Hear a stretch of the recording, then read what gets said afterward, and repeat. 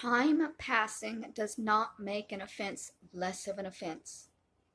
It actually only hurts worse as time passes and nothing changes to justify the situation.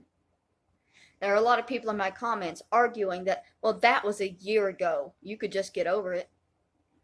It's still happening. He's still making videos about me. People are still coming to my comments threatening me, antagonizing me, and harassing me because of the videos that he already made. But okay, sure, let's say if something happened a year ago, it suddenly doesn't matter anymore.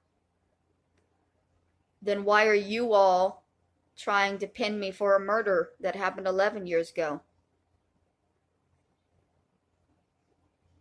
It happened 11 years ago. It doesn't matter anymore, right? Oh, right, it does, to people who believe it happened.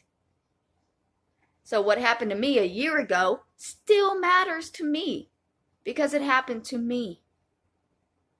What happened 11 years ago, none of y'all know about, but you're still going to push and insist that I'm a murderer who just never got arrested because that's so normal. Even after your year and a half of pushing to make me confess to the crime that I didn't commit, you still haven't had the police speak to me once with all of your evidence. You proved it. And yet the police have still yet to speak to me. It's almost like you didn't prove anything. But you're going to keep insisting you did.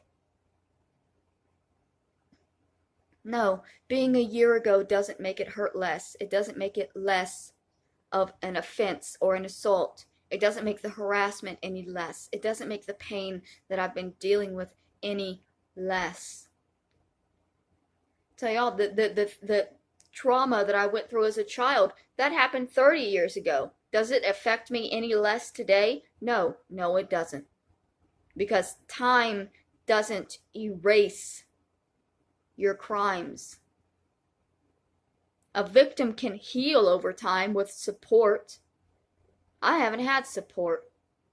I've had people denying everything that I've gone through, including my own fucking family, because they got a lot of money. And y'all want to look at that and say, well, if you weren't such a piece of shit, your family would love you. But that's not true either. You're looking at a family of 39 plus people that all despise, hate, and blame one family member for all of the family's problems. That is an abusive situation just on the base of it.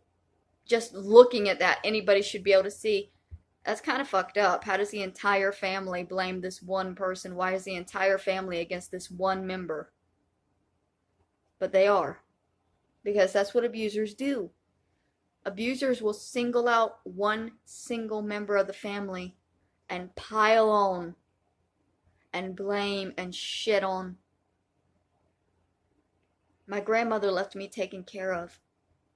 My aunt got rid of the will. She accuses me of bringing up the will at the funeral when I didn't.